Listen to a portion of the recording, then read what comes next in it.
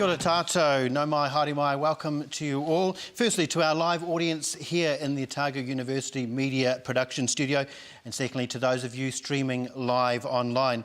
I'm Dave Goosselink, and this is the Vote Chat broadcasting debate, sponsored by the Coalition for Better Broadcasting. Now, just a disclaimer first, I'm a moderator on behalf of the Coalition for Better Broadcasting. I'm not a member of the group, and views may not represent Coalition for Better Broadcasting. Now that we've got that out of the way, we have three panellists this afternoon for you. I'm here to discuss the future of broadcasting in New Zealand, starting with Kris Faafoi. He's the spokesperson for broadcasting for the Labour Party. Welcome, Kris. Good afternoon, Dave. Secondly, we have Genter. She's the spokesperson for broadcasting for the Green Party. Welcome to you, Julianne. Hi, Dave. And third, we have MP Richard Prosser, representing New Zealand First this afternoon. Welcome to you, Richard. Thanks very much. Now, unfortunately, our current Broadcasting Minister, Craig Foss, was unavailable to take part in today's debate. However, in order to get a sense of National's broadcasting policy, we can begin with a snippet from his post-budget speech from earlier this year in May from Parliament TV. I do note, Mr Speaker, just to talk quickly about my broadcasting portfolio, because I note the opposition spokesman spoke and actually didn't even mention broadcasting. I was quite surprised about that. A very good announcement today, Mr Speaker, where over 500,000 hours of New Zealand television archives will be transferred from Television New Zealand into MCH and DIA to be made accessible to New Zealanders online. That is National's ongoing commitment to public sector broadcasting, the preservation of what we have already and making accessible stuff that's already been paid for and is owned by the taxpayer. That is actually what a better public service is, Mr Speaker. We continue to allow Radio New Zealand and Television New Zealand to seize the opportunities in front of them in the challenging digital environment. The speech from the CEO of RNZ, Paul Thompson, the other day should be widely read by MPs in the House, particularly opposition spokespeople on broadcasting, because it shows the ability for our publicly owned public sector broadcasters to begin to adapt to this very challenging and new but exciting environment. Because where's Labour's position on this? This is what Labour, probably the Greens will be worse. Labour, Mr Speaker, want to control what you watch, when you watch, how you watch. That's what they do. They're stuck in the NZBC1 model, Mr Speaker. They talk about building a new channel, for goodness sake, when the entire world is moving away from traditional channels because it is about content, content, content, content. We should be blind to how it's delivered as long as it's produced and got out there and Kiwis can access it, Mr Chair. And how would Labour pay for this new channel? Well, they're putting a levy, apparently. They're putting a levy on ICT providers, i.e. internet companies. Internet providers in New Zealand will be taxed. Labour goes back to its natural position of it's moving, we should tax it. Let's ban Facebook as part of that and tax the internet within New Zealand to pay for the traditional mode of broadcasting to build this new Labour channel they're talking about. Absolute madness, Mr Speaker. Absolute madness. Labour are very much in a broadcasting NZBC time warp. National is digital, looking forward, working forward, future-proofed and looking to help New Zealand-owned organisations, government and otherwise, seize the opportunity to tell New Zealand stories across the world. Thank you, Mr Speaker. Now, that was Minister of Broadcasting Craig Foss explaining his idea for New Zealand broadcasting future. That's following Budget 2014. Now, in the spirit of future broadcasting, this debate is interactive through our online Twitter feed. Now, if you have any quick queries about what our panellists are discussing this afternoon or have questions you want to put to them, feel free to direct your questions to our Twitter handle. That's @OUVoteChat, or simply use the hashtag VoteChat14. That's @OUVoteChat or hashtag VoteChat14. We'll get to your questions in a bit, but first we'll go to each of our panellists in order. I'd like to start this afternoon with Kris Faafoi. Kris, tell us your vision for public broadcasting under the Labour Party. Well, before I get to that, because he's not here to defend himself, I'll have a crack at the Minister, actually, because of what he just said in your clip. No, he just said that National was about digital. They are the government that shut down TVNZ6 and TVNZ7. So that makes a lie of that. They say that they support Radio New Zealand. They have frozen the funding for Radio New Zealand for the last 5.5 years, to the point where the Chief Executive was in the Select Committee recently saying they can't cut any more without fundamentally changing the way that RNZ operates. So I'm not going to sit here and watch 4 minutes of drivel from someone who can't be bothered to turn up to a broadcasting debate and think it's got any credibility, because they don't have any credibility on broadcasting at all. Okay, so in terms of the future, he's right about digital. That's where it's going under Labor, under any other future government. It's about what you want, where you want, and where you have it. But I think because of that, there's a whole lot of streams where you can get content. So I think more now than ever, it's really important that New Zealand content, and good New Zealand content, is available to everyone, and it's accessible free of charge. And that's where we're going to be heading. Okay, so you're talking about the possibility of a funded public broadcaster, going back to that, and perhaps getting levies from internet service providers or to deal with that last point, no. So you can square away that point with Mr. Foss as well. But we know it's public broadcasting is very important. We argued with many others that TVNZ7 should stay alive, but that government shut it down. So we're committed to public broadcasting. You're going to have to wait for a little bit longer to know exactly what our policy is, but we'll make sure that, in the age of sound and vision with the internet, that New Zealanders will have free-to-air, commercial-free, good quality public content there so everyone can enjoy it. So it's not just those people who can afford to pay for video on demand or for a Sky subscription can get good quality content. How do you feel about the New Zealand on Air model, where New Zealand on Air is funding specific programs that are spread across all the broadcasters? Is that where you see public broadcasting? I don't see any need to change massively what New Zealand on Air is doing. I think in terms of their funding, we'll keep that relatively stable. But also, I think we need to look at making sure that the types of content that we're looking at now isn't just broadcast. We're looking at a digital era now, so we're going to have to slowly, with New Zealand on Air funding, and they're doing it to a degree, moving towards what we would call digital content. So that pot, I think, is around about sort of $120, $130 million. Are you looking at increasing that pot? We'll keep it stable, and we'll make sure there's enough money to do the things that we need to do, but you're going to have to wait for exact details. Well, how would you fund if there was commercial-free? You'd mentioned commercial-free programming. How would you fund that without a levy? We've got I'm not going to bore you with how we're going to raise other funds, but we're committed to public broadcasting, and we're not going to do what Mr. Foss said and look for a levy. We're going to make sure that there's money there because we're committed to public broadcasting. It's gone backwards in the last 6 years quite a lot, to the point where we had 2 TV stations. We've now got they are now dead. We've got our public radio broadcasters saying they can't cut any further.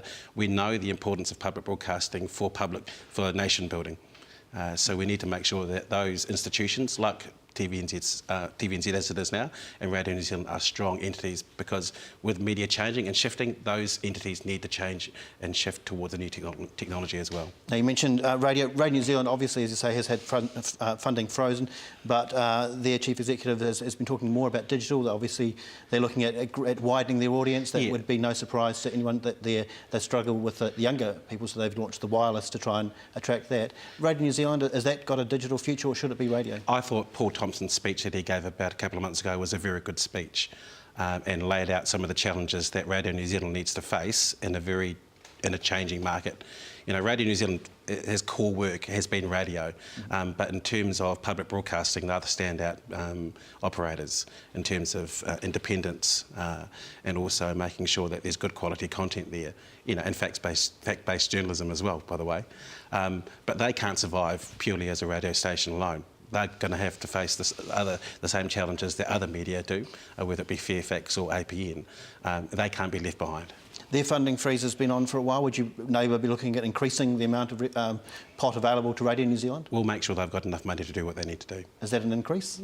But we'll make. I'm not going to give you exact details, but we'll make sure they've got enough money to do what they need to do. So we've got to wait for that. How long? When is Labor likely to announce? Give it a couple of weeks. Okay.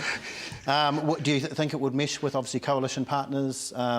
Got the Greens and New Zealand First beside you in the chairs here. Is it a broadcasting policy that will work with what you understand other parties will be offering? I've only had discussions with Julia in the past, so we're going to have to see afterwards, but I think it would. Do you think New Zealanders support a fully funded public broadcaster? Are they happy with what they're getting? Do they want more online? Where do you think? I think they would. I think they would support making sure that there's a properly resourced public broadcaster.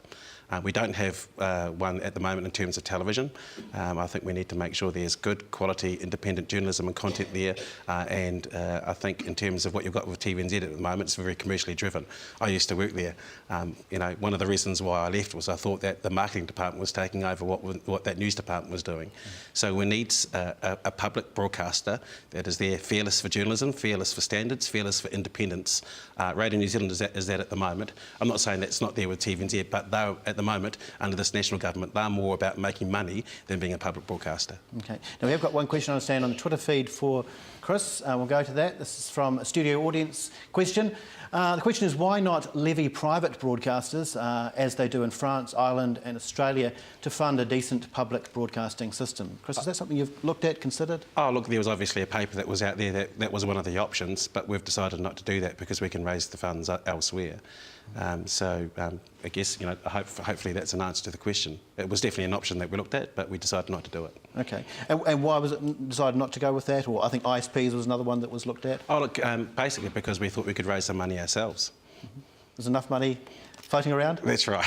Okay. You're going to have to wait for detail. Okay, we've got to hang out for some of the nitty-gritty details. Talking about the spread of minorities, do you believe that New Zealand On Air should be looking, or public broadcasting should be focusing on programmes that don't make it to commercial TV, or should they also be mixing in, I'm thinking of the likes of the dramas and comedies and just, I guess, industry programmes rather than programmes which wouldn't be played on a non-commercial? I think the digital environment offers the ability to do more in those areas. I'd like to see more done with the mainstream broadcasters because you've had, I guess, ghettoisation for quite a long time. But I think what you've got with CocoNet that New Zealand On Air rolled out, I think last year, in terms of the Pacific Island community, you have an ability to reach out in a completely different way, not a broadcast way, but a digital way to those communities who you want to get that content out to. So that's why I think, as we shift from broadcast to being able to get content out in a digital way, you'll have a much better way to target those areas, and we have to start thinking about that kind of shift in funding and getting that content out as well. Kris Faafoi, thank you for your points. We'll come back later hear more with the panellists. We'll move on to our second panellist this afternoon. As we say, we're hearing more from the Labour Party in coming weeks, it sounds like, in terms of their full broadcasting policy. We move next to Julianne Genter from the Green Party. Julianne, does the Green Party have a fully formed broadcasting policy at the moment? Yeah, we've had a broadcasting policy always, and we did go through a bit of a review of it in the last year, and I think it's been deferred now till after the election, the final review, just because we ran out of time. We had so many policies we were updating. But the Green Party has always been really committed to fully funded public broadcasting, and it's really concerning, I think, that New Zealand has one of the lowest levels of public funding for public broadcasting of any rich country, and we've got probably one of the most unregulated media environments as well. And ultimately, there's a really important role for public broadcasting to play in a democracy, because commercial imperatives just aren't going to deliver the sort of information that citizens need to make decisions about, policies and politics. I think that's becoming increasingly obvious. And there's also another role in terms of serving those audiences who aren't target markets for advertisers. So particularly right now, I'm thinking, yes, the future is digital, and certainly I don't have a television at home. When I access media, it's on my iPhone or on my laptop. And often I'm getting pointed to news stories and television stories through Twitter and Facebook. And that's the future. But there's a huge number of New Zealanders who don't have access to that, and particularly people who are older and who are stuck at home, and they're still, the way that they participate is watching television. And they aren't a group that buys lots of things. So there's really no content being produced for them. And I think that's a bit problematic. And it's a real shame that National killed TVNZ7 because it was hugely popular.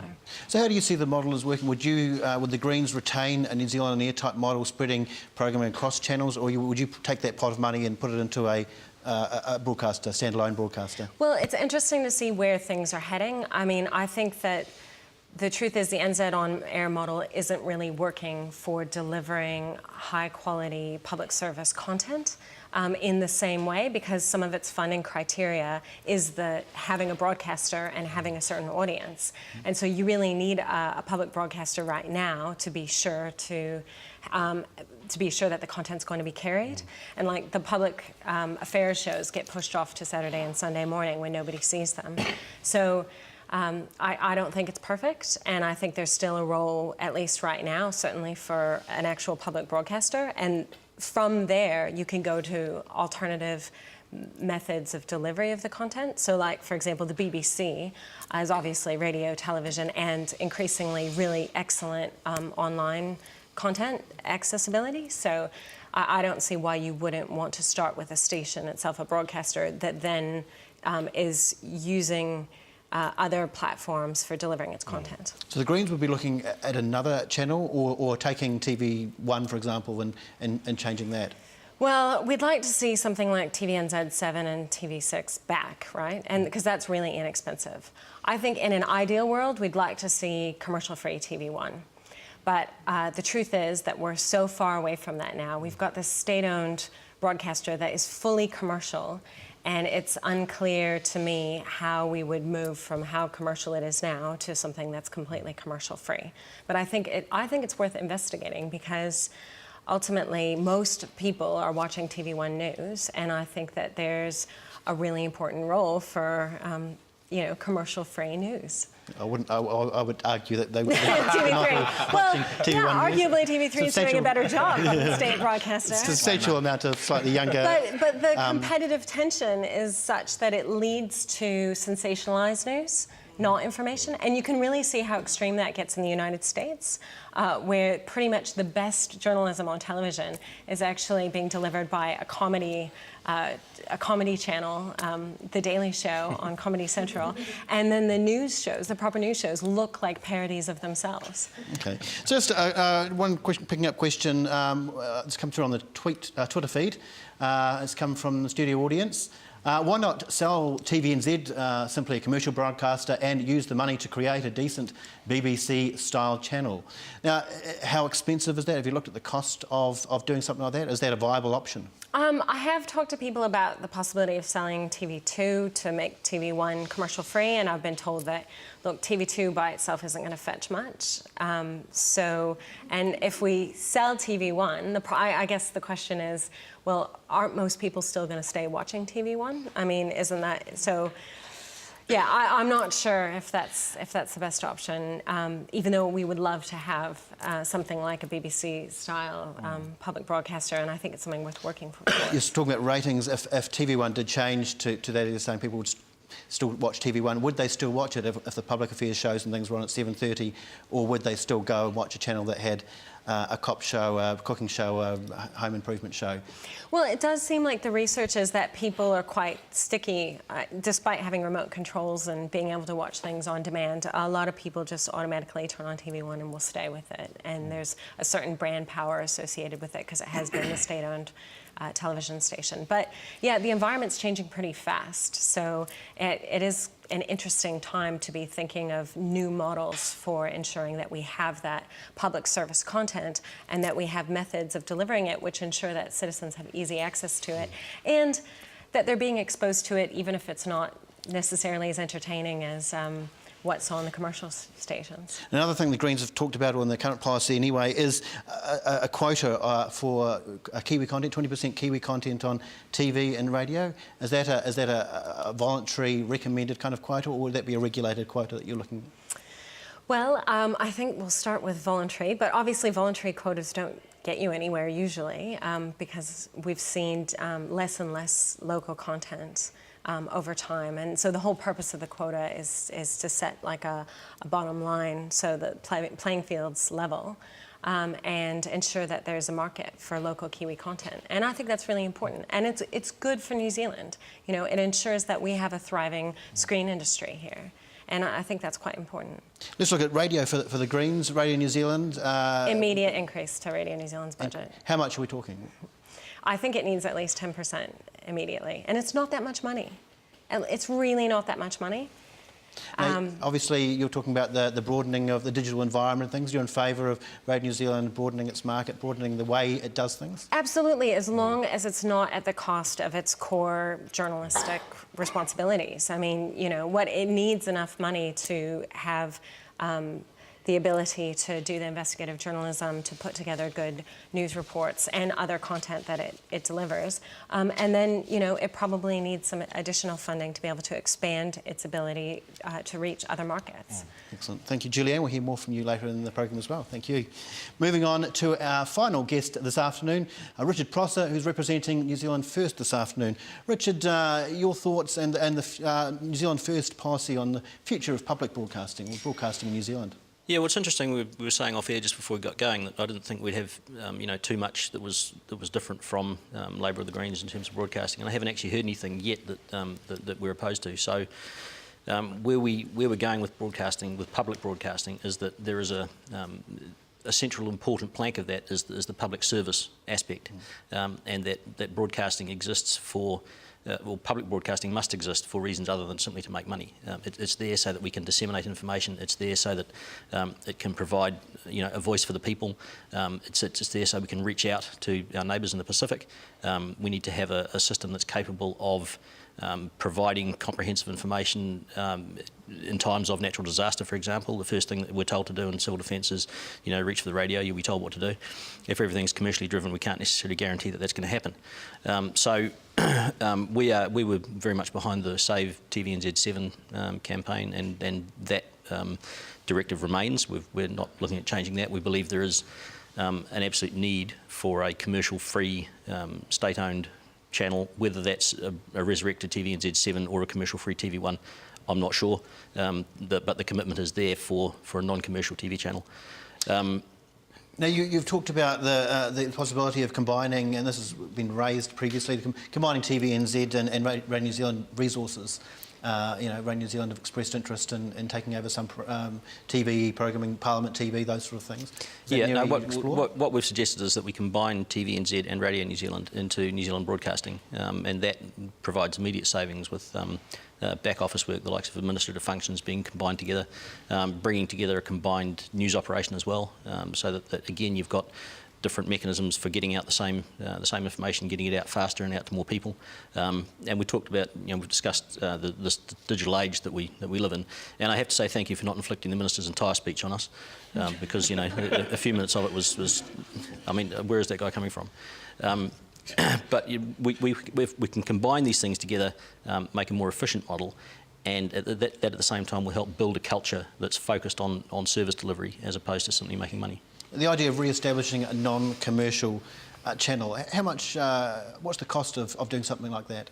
I don't know the exact cost, but there has to be an element in it of really, does it actually matter? If we decide as a country that we need to have a commercial-free public broadcast channel, then we pay what it costs to do that. And obviously we minimise those costs as much as possible, but not at the expense of sacrificing service. So you're looking at something like a niche broadcaster, say like a TVNZ7 would be described as that, or as a mainstream taking over a TV1 and doing that kind of... Yeah, again, we haven't actually finalised that, it's apart from making a commitment to the fact that there will be a publicly owned commercial-free broadcast channel. And I'm not sure whether those plans have gone any further than that. What are you hearing from people in terms of public broadcasting? Do they see that as a vital need in New Zealand, that's something that's been lost? Oh, look, I think it's something that's not central to people's everyday lives, apart from the fact that there's a bit of grumbling and people say, yes, we should have that. They're more worried, I think, about, in fairness, about things like jobs and housing and education and health and so forth. And when you have things like TVNZ7 being shut down, that's when it gets taken away, people notice that it was there. I think there's a general acceptance of, for example, Concert FM.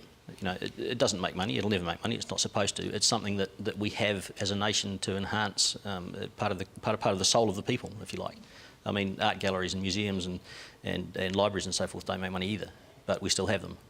Now, I've heard from people that you know, Radio New Zealand in particular especially targets the older people, but younger people feel they let down a little bit by public broadcasting. Is there something that New Zealand First would look at for younger viewers, younger listeners?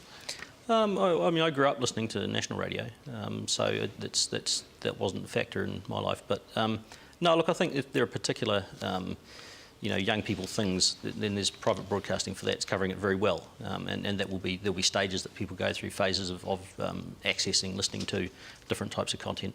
Okay. Now I think we are going to a Twitter feed in my ear, but you can join our Twitter feed. If you want to join in the debate, you can tweet us at OU Vote Chat or hashtag VoteChat14. A question for Richard Prosser. How can you say broadcasting isn't important to New Zealanders on a daily basis, TV, radio?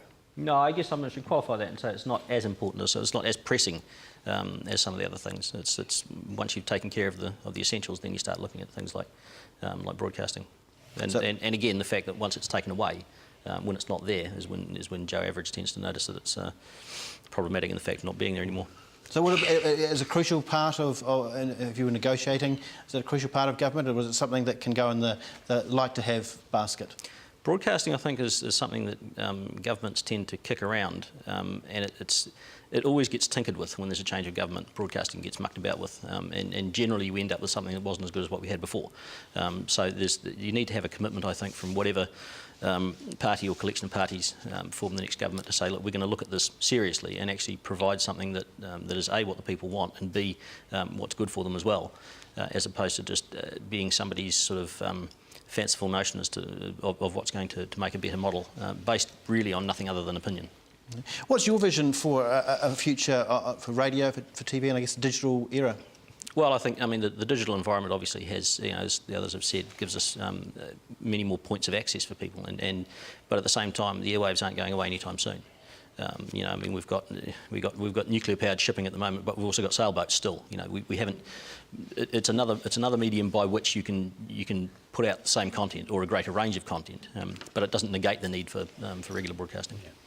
Can we come to an issue for the whole panel, the issue of cultural programming? Now, Richard Prosser, the New Zealand First policy I've got here discusses improving Radio New Zealand's Pacific broadcasting. I guess it also covers television and also Māori programming is done through Māori TV and Te Manga Pāho. Firstly, I'll start with Richard, since we're with you. What's your policy? Increasing? Is it being done well?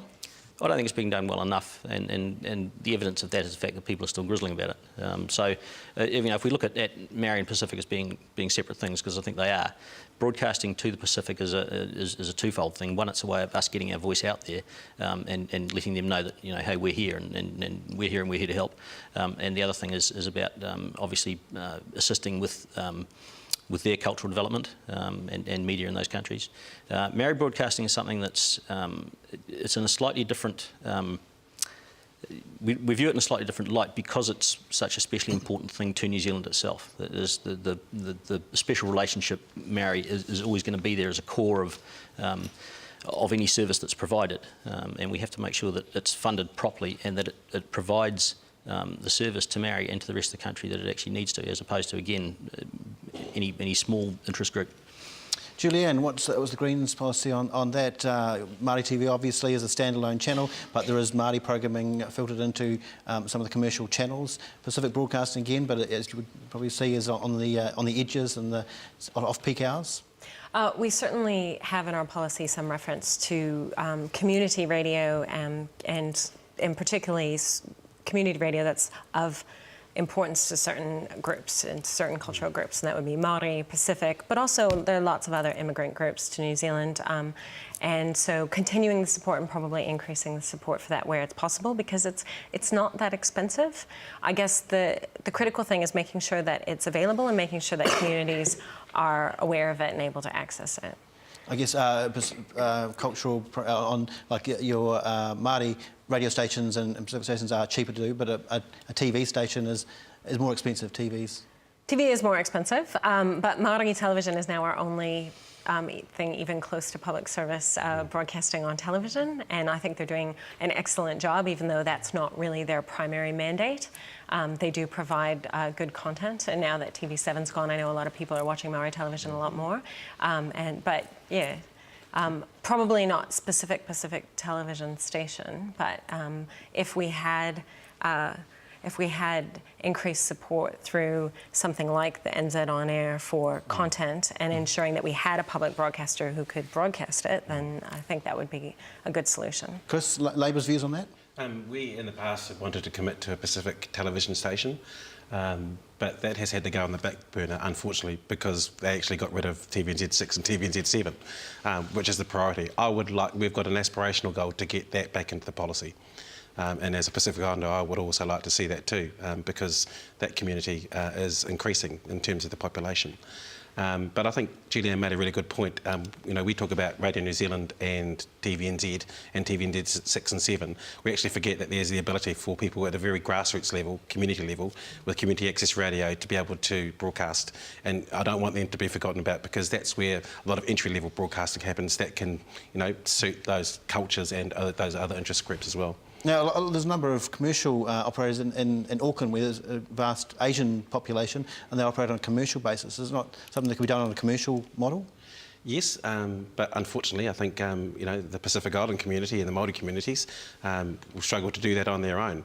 As Richard said, we've got Māori TV who I agree are doing an excellent job, but I think with the population change that we're going to see over the 20-25 years, especially that Pacific community will want to see them start seeing themselves on air a lot more as well. So hopefully if we can commit to making sure we can get a free-to-air public broadcaster happening in the next X number of years, we can look at that as well. I think technology and costs will change over time, which will make that easier as well. Okay, thank you. We go to a question from our Twitter feed, and that's at OU VoteChat or #VoteChat14. The public needs to be better informed regarding international and domestic affairs. How can the quality of current affairs broadcasting be lifted? I'll start in the middle this time. That's from T. Bishop. In the middle, Julianne, how can the quality of current affairs broadcasting in New Zealand on commercial broadcasters and on public service broadcasters be lifted? Well, I think that having a good public broadcaster who had the ability to do that would then provide some competition and some incentive for commercial broadcasters to up their game. But at the moment, it's kind of a race to the bottom in terms of chasing ratings, because that's how we evaluate whether or not something is successful. And again, I don't think ratings are actually the most sophisticated tool for evaluating whether or not something is delivering good information on current affairs and international affairs. And so I think that's the nub of the whole issue around broadcasting. It's about how we measure success and how we define success.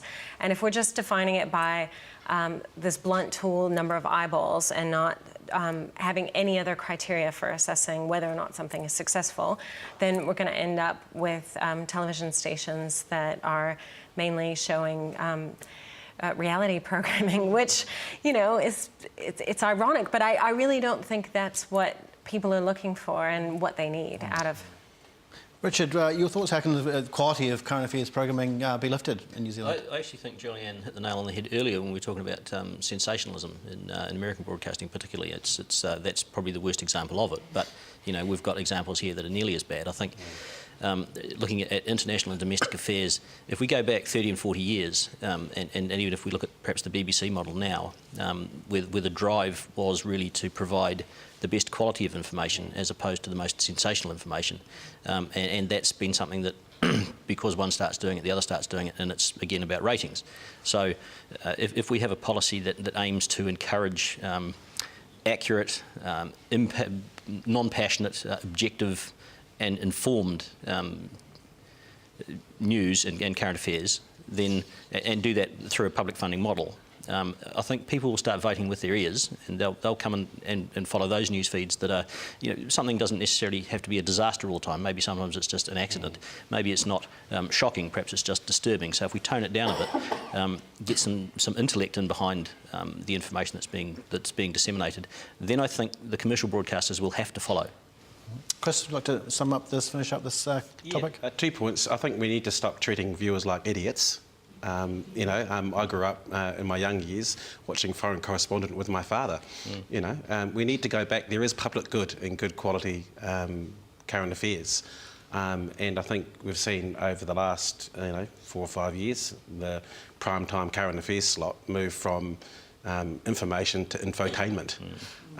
So there's a balance here because you've got to make sure that this thing can pay for itself. And good quality journalism costs money, but there's public good in that. Excellent. Going back to our Twitter feed, again it's OU Vote, at OU Vote Chat or hashtag VoteChat14.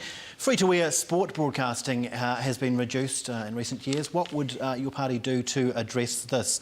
I'll start with Kris this time. Free-to-air, you're looking at government funding rights for rugby and cricket and... This is a really hard one because I think the horse is bolted. It's really, really expensive, and you know the people that have got the rights now are Sky. They've got a stranglehold on it, and it costs hundreds of millions of dollars a year. And we have to weigh up whether or not we think there's public good in spending money on rights for sports. I think what we need to look at is, is there lower level sport that we can look at, and also are there some things that should definitely be on free-to-air. We do it with Rugby World Cups, obviously, and everyone holds hands and is okay with it around that time. But are there other things that should be free to as well? I think that horse is bolted, and it's far too expensive to be able to get those rights back without it having a flow-on effect with other organisations. Julianne, do you think that the government should be funding, or should the government be sectioning off, saying these are the sports that we like as New Zealanders, we like rugby, netball, cricket, the rest can go on free-to-air, but you can't... Well, my understanding is that Sky has a real monopoly position and a real easy deal here in New Zealand, and that's part of the reason why they're able to monopolise all of the sport. And I think that we should be looking at regulating Sky because they're kind of an unchecked monopoly, and they don't actually bring a lot of value to New Zealand. So you mean that the government would fund, because obviously the sports, the sports players these days, it's all professional environment, so they're funded from the broadcasting fees, which fund the salaries, which fund the clubs these days. Would the government step in and we give money to the America's Cup campaign, for example? Should they be funding the All Blacks? Well, I'm wondering if it would be as expensive or if it would be as hard for the state broadcaster to compete for this stuff if Sky was regulated a little better. That's my understanding, is that Sky's got a monopoly position, and they use sport in particular to get lots of people signing up, and people are willing to pay $100 a month for Sky Television. Something like that. Is that right? Close if you've got everything. I guess if you're adding, throw all your channels on. Yeah, okay. Richard, for you, do you think the government funding sports or sectioning off certain sports, as many countries do have, as the nation's sports, and they have to go on a free-to-air broadcaster? Yeah, I think something along those lines. I don't agree with Kris. I think, OK, the horse may have bolted, but that doesn't mean we can't get it back. I think sometimes the genie does have to go back in the bottle. And you look at, you talk about the World Cup, OK, that's one thing. We get some free-to-air stuff on Mary TV, and I mean, I have to say about that, I was actually one of the people who was vehemently opposed to the establishment of Mary TV, but actually looking at now what they do and how well they do it. I'm very glad the country went down that road. When you talk about free-to-air, it's not necessarily commercial free, so there are still going to be funding streams. But look, I mean, the people paying for Sky TV and so forth, they're welcome to do that if they want, if they think it's value for money. We got an Igloo box just to get Kids Zone for the kids, and so I ended up with another 11 channels that I don't watch. Maybe National Geographic sometimes, but yes, I think there is a case that can be made for the nation saying, we the people, we the taxpayers, will stick some money into this aspect of broadcasting so that we can watch sport free on TV. Now, Kris, one thing that's been brought up or raised in Labour's policy or comments you've made, Kiwis won't have to pay a monthly subscription to watch local and international content under Labour. Does that mean we're talking about New Zealand content, or is this, international? Oh, look, I think as I've said before, we want to make sure there's good quality content out there from a public broadcaster, both sound and vision. And that's got to be free to everyone. We've got a commercial model which is imperfect at the moment. So if you want to go and watch content that you want, then you can pay for it. But what does that mean for everyone else? So that's why we think we need to have good quality international and local content as well, and no one should have to pay for it. What's the definition of local and international content, quality international content? Are you talking, some would say Soho, Sky's pay-per-view, all the highbrow dramas, is that the sort of thing? I don't want it to be any content for snobs. It's got to be good in terms of informing people, educating people and entertaining people. Those are the three things that good broadcasting should do. You know, there's some local content that might be rubbish, but we want to make sure that there's good local content that is, you know, that ticks all those three boxes. And also, as TVNZ shows, that it's quite possible bringing in good quality overseas content as well. There's some bloody good documentaries on TVNZ7 that we just don't see anymore. Richard, going back to your younger days watching television, longer form documentaries are something that you don't see on television nowadays. If you see the current affairs shows, it's usually maybe 3 stories in an hour. Do you think that New Zealand viewers would still like to watch the old day style television? I think they would, and I'm in probably a slightly different position, is that we never had TV when I was a kid. I was 10 or 11 before we got a television, and then we were limited to an hour a day. Apart from, I managed to... I must have been a budding politician even in those days, because I got an amendment snuck through that anything that was news or current affairs was exempt. So I watched anything that was newsy or current affairs just because it was TV and I was allowed to watch it. So I developed a real interest in those sort of things back then. And look, I think people are fascinated by in-depth stories, and you can pack a lot of content into 20 minutes or even 10 minutes if you're doing 3 stories in a half-hour show. So yes, I do think there is that demand lurking there, and all we've got to do is tickle it again. For the Greens, Julianne, is quality content, are you just talking about current affairs, about news, documentaries, or does that also include a bit of invitation, a bit of fun? Yeah, we do. Our policy specifically references the importance of entertainment, that broadcasting is about entertainment, and entertainment is can help a society define itself. It's about how we see ourselves. And so it's really important that we not only have funding for current affairs, I think that's incredibly important for democracy, but that we also have funding for local content, drama, children's programming, and comedy. Why not? Yeah. Currently, I guess our high-end current affairs shows, if you like, in New Zealand, looking about a 15 minutes for a story. Is that long enough to cover a story? I think that there are plenty of stories that could use more than 15 minutes, yeah, to be told. And particularly the stories that I try to tell as a politician, I find are very hard to squeeze into a soundbite. I probably need about 20 minutes. So, yeah, I guess maybe because I'm right on the edge of trying to explain complex ideas, you know, in a policy environment where, you know, the politics environment in New Zealand is such that the debate isn't really about policy, it's about the game, who's up, who's down, and you've got to be able to say everything in 10 or 20 seconds. That I'm particularly aware of the need for public broadcasting for current affairs. Can we look next at trends, future trends, and picking up on international, how other countries are doing it? We've talked about the BBC and this, and obviously they've had huge restructuring, being forced to go a little bit more to their commercial side.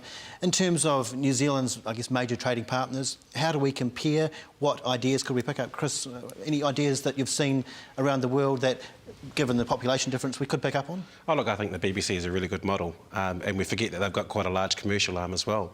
There'd be a lot of interest in the stories, the Kiwi stories that we can produce here, and sending that overseas, and I think potentially we're not making the most of that. But there's one other area that I think we could make a lot of commercial benefit out of, and we haven't spoken about it enough today, and that's kids' TV. You know, we're talking about democracy and us as viewers, but if you look at what the kids have access to on television at the moment, it's usually overseas-based stuff with tons of commercials whacked in between it. So they're being, at that very early age, being exposed as consumers. Now, you know, I've got young kids, I don't want that. You know, I grew up in an era where we had great kids' Kiwi drama and all those kinds of things. We need to see more of that. And that will also support the industry in terms of making more New Zealand content. But I think the kids get left out here a lot, and especially under this government. If you want decent kids, New Zealand kids' TV at the moment, you have to pay for it to get Kids Zone. And that is content that is New Zealand made and is put together by TVNZ. Everyone should be able to have access to that. Right. Julianne, children's television is a big part of the Greens policy, but already there is whole sections on commercial channels which have no ads for kids, especially in the mornings. They've got a whole range of it, probably they are international shows, but they're with no ads. Is that the way to do it? Well, I think it'd be worth looking overseas to some other small countries who manage to fund public broadcasting to the, you know, and they're the same size as New Zealand, so maybe countries like Denmark and Finland, and how they do it. And maybe they have a bit more of an incentive because they're also they don't have so much content coming from overseas in their language. But because we, are English speaking, and when there's so many other English speaking countries, it seems like we've just forgotten about, the unique New Zealand identity. And I do think that it is shocking how little children's content is produced here in New Zealand, and I think that we'll start to lose our identity a bit. And I say this as an immigrant. You don't want your kids growing up speaking like me, but that's what's going to happen because all the content's coming from the United States. Richard, are children, young people being missed out in broadcasting at the moment in terms of, non-commercial? Or? Yeah, in terms of non-commercial, I mean, like I said, we got the Igloo just for Kids Zone, and I think it's $5 a month or something, which is not a hell of a lot. But given the fact that it's all New Zealand content, or mostly New Zealand content on that, that should be more widely available, certainly.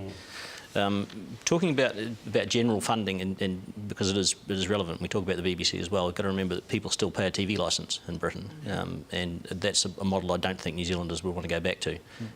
We like these things, but we don't like paying for them, which is fair enough. But one approach that we think is a good idea to take to this is to simply, in order to make the money work better, simply reduce the amount of dividend that the state requires from the state-owned broadcasting sector. It doesn't need to run at a huge profit.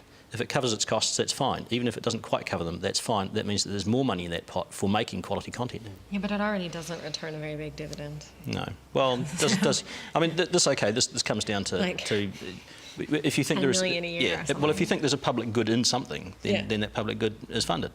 And it doesn't necessarily have to be a profit-making venture. Kris or Julian, are either parties interested in a return to the broadcasting fee? It was abolished, I think, 99 or so. Where you paid a licence if you owned a television. Is that era past where people, so many models and things, as I say, the phones, the tablets that were accessing content, is the model of a fee past? You won't see it in our policy. I think we have to have some means of raising revenue for public broadcasting, and it's got to be fair, and it's got to be sustainable, and it's got to be ring-fenced. Because it can't be competing with every hip operation every time, and every time there's a change in government, there's going to be incentive to cut back the funding for public broadcasting to spend it on other things. But if we agree that that's like saying we can't afford public broadcasting is saying we can't afford elections. I mean, if we want a proper democracy, we're going to have to fund this. So I think that maybe it's worth kicking it out to a citizens' assembly or something to investigate on ideas for how we raise the funding and to actually have a proper independent group consider it and come up with some ideas. Now, you all heard earlier this afternoon Craig Foss's piece. I'm sure you probably heard it in Parliament the first time around. Kris, if National are re-elected this election, where do you see broadcasting going in the next 3 years? Less funding. I think it doesn't suit them for there to be quality debate about issues that matter to Kiwis. That's why you've seen Radio New Zealand, squeeze the funding, TVNZ7, another place where debate, with depth happens, shut down. They quite like an 8-second soundbite, and they quite like being on the commercial radio stations because that's where they are. But we've got issues facing the country, and I acknowledge what Richard said, that are fundamental core issues which aren't being properly debated at the moment. And public broadcasting is a place where those debates can happen. We can, bring out talent, and we can get the information that we need. It's really, really important to make sure we have those debates. Julianne, where would you see broadcasting going if it was another 3 years under a national-led government? Yeah, same as Kris. I think that it's seriously under threat because it really doesn't suit their interests. And they've demonstrated that they're completely unwilling to increase funding for Radio New Zealand. They cut TVNZ7, even though it was very popular, even amongst their own voters. And so I would think that with a third term, they would be quite happy to destroy it even further so that it's, they have that advantage. Richard, would New Zealand First consider going with a national government and moving broadcasting? Look, I think if National are pulling most of the strings next time round, they've already flagged very clearly that they are driven by the dollar. This whole neocon disproven thing that they hang on to. So yeah, there'll be lower funding for it. There'll be more commercialism. Anything that hasn't been sold off will be sold off. And I guess what they do, it's not going to be a priority for any government, I don't think, ahead of the things like jobs and houses and schools and hospitals, and those will be the things that they focus on first. But certainly the thrust of their broadcasting agenda will be to extract more money from it somehow. So I guess how much of that they're able to do depends on whether or not they can have handbrakes put on them. Obviously, we've touched on this earlier, but the fact that we're having this debate that's being streamed on the internet rather than broadcast on a nationwide or local channel indicates that perhaps there isn't the willingness or the interest, Julianne, in, do you think, is it willingness or interest? Well, I think people would love it. Every time I go out and talk to a public meeting about something, they're always really interested in what I have to say, and they're always asking, why isn't this on television news? Why isn't this on the front page of the Herald? And I have to explain to them that, you know, the news is operating on a really short cycle. They only want to cover things that are happening right now. And so it's harder to tell a longer term story or a bigger picture story about how we could do things differently and smarter, you know, like with our transport system, for example. And that takes a little bit of time, but I've never found anyone who was not interested, and I think it would absolutely be possible to put more in-depth political debate on television. The problem is that it's competing with other things which can sell more advertising. Kris, is prime time the place for these sort of programmes? Oh yeah, it is. But unfortunately, it's a commercial imperative that drives what's on there. And you know, we need to have these debates. We need to have issues. We need to discuss housing. We need to discuss jobs. We need to discuss families and health.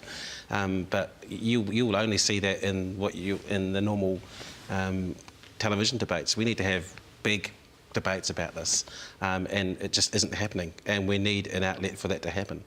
Richard, do you think that, given the choice, would people watch the debate, or would they choose, I don't know, police build houses and cook food? No, I think they get into debate. It's something that stimulates people's thinking, and then they get involved in it. And I think this business of the digital age, yes, we're in it, but it's still not predominant. And I mean, I think the evidence of that is the fact that no one knows what's happening on Twitter unless the mainstream media tells you. Excellent. We're going to back to our Twitter feed now. Another question. This comes from Jay Taylor. There's a severe lack of captioned content, both TV and online, for deaf people. And I think New Zealand Air's recent research came out, quite a significant number, I think over 10% do look at captioning. Is this included in your broadcasting policy? And I understand, obviously, it's not just deaf people, it's also, the research came out that a lot of people are using it for learning as a second language. I'll start with Richard there. Is captioning, an increase in captioning, importance of that? Is that in your policy? I think it's important. I don't know if it's in the policy or not, to be perfectly honest. I know there was an outcry when teletext was shut down. You couldn't get that anymore, and I'm not really certain why that happened. Julianne? It's definitely in our policy. Mojo Mathers, our disability spokesperson, is deaf, the first deaf MP in New Zealand, and she's been actually talking with different broadcasters about how they can increase captioning. But we would definitely want to fund that, and we think it's a priority. Accessibility, it should be accessible to everyone. Kris, captioning, so just be on news, current affairs, or should someone wanting to watch, Mrs Brown's Boys or CSI be able to have captioned show as well? Look, I think most New Zealand content should be captioned. I think there's some huge number of people who are deaf or hearing impaired, something like 500 to 700,000, who could. That's a massive audience. So we need to make a commitment to them that we can do more. And I know that there are broadcasters, commercial broadcasters, who are looking to bring in technology to do more. And I think technology has helped it become much cheaper. In the past, it has been manual, which was obviously costly. But now with technology, I think it can be done much easier and obviously much cheaper. Can I throw in one quick question just before we wind up? Regional television. I'm from a regional television background. The regional broadcasters around New Zealand. We've got Douglas Stevenson in the audience here, who also was on regional television, the local channel here in Dunedin. Regional television, is that important? Is that part of? Absolutely, and I think the digital switchover has been disastrous for them. If you go around and speak to the regional broadcasters, they are really struggling because they simply haven't been supported post DSO. And there was a forum held in Wellington recently that hopefully they got the message through to the minister that they are not all one and the same. Some are commercial, some are community access, but they are struggling. And I think what's at the heart of it is transmission costs. Julianne, regional broadcasters, I'm sure you've been interviewed by a few of those over the years? Yes, I have, here in Dunedin, and I guess in Christchurch as well. Yeah, and I think regional television is really important, and that's where, with the lack of a commercial-free television station, I think regional television broadcasters were providing a lot of interesting content, and that was effective. It's not public service, but it's community driven. And just as Kris said, they've been hurting since the digital switchover, and we've got to find some solutions to ensure that they can continue having that ability. Richard, I think the total pot for regional broadcasters across the country is less than 2 million, 1.6 maybe million for all the broadcasters. Is that an important part? Oh, I think, look, it's insufficient, and you know, Julianne's quite right. There's certainly demand for local content, and people want to know what's happening in their particular area. Whether there's enough of a population in New Zealand to warrant dedicated regional television stations in every area or not, or whether it's a case of having a nationwide channel which then has segments which are regional. You know, now you go to the regions and your region peels off. I think the news used to be done like that a number of years ago. That's something that could be looked at. Certainly there does need to be a solution to it, and getting the greatest amount of content for the dollars that are available has to be what drives that. Cool. Just to finish up this afternoon, three panellists, if I can just ask each in turn a 30-second, if we can manage that, sum up. In an ideal world, if your party was in charge of the government, what would you see changing in the next 3 years in terms of broadcasting? Kris, we'll start with you. Oh, look, ideally, I think you want to make sure that there's much more commitment to public broadcasting. There are plenty of commercial broadcasters out there, and they serve that market. But I think there's also, you know, people are crying out for some good quality Kiwi content that's non-commercial, so we can have the debates, tell our stories, and make sure we can have good quality content for our kids. I think those things are very important, and it's certainly not there at the moment. Julianne, under say, a Greens-led government, what would be your vision? Well, ideally we would have a public broadcaster on television. We'd have publicly funded news that could be broadcast in a number of mediums, so that could be available on radio. You know, we'd be increasing the funding to Radio New Zealand, but building on that, broadcast on television, or having an online portal which would facilitate access online, but also could probably draw upon some of our other public assets, whether they be archives or museums, in order to create content and ensure that that's even more accessible to people in New Zealand. And Richard, finally, if New Zealand First had a strong influence on the next government, what is your vision? Very much the same. I think the nuts and bolts are going to be driven by technology and public demand, but certainly there has to be a publicly owned and publicly funded, to a degree, broadcaster which is able to be the voice of the nation, which is able to provide good quality journalism that is professional, that is unbiased, that promotes for local content, and also within the environment allows for the commercial sector to provide for those other needs and make a profit where it can. Excellent. Thank you very much to our three panellists this afternoon. Richard Prosser from New Zealand First, Julianne Genter from the Green Party, Kris Faafoi from the Labour Party. Thanks for your time this afternoon. And thank you for our audience, both here live in the studio and out in the internet, for your questions this afternoon. Thank you. Of course, none of this would be possible without the help of Otago University's media and political departments, and of course the Coalition for Public Broadcasting. Thanks for your time this afternoon, and farewell. Ka kite.